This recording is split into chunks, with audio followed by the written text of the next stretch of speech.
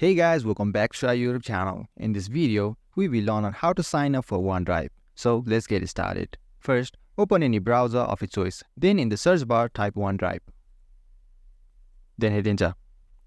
Then tap on the website having URL as microsoft.com. In my case, it's the first one, so tap on it. Now here we have two buttons, one to sign up and another to sign into your account. Currently, we are trying to sign up for OneDrive, so tap on sign up for free.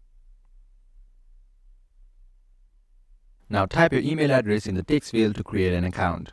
And now you need to create a password for your account. So type in your new strong password. Then tap on next. And here you need to provide your name.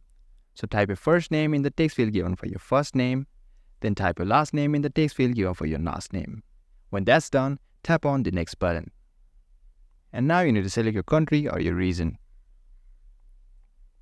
Then tap on this drop-down menu to select your month. Then select your day and your year. You can also type your year.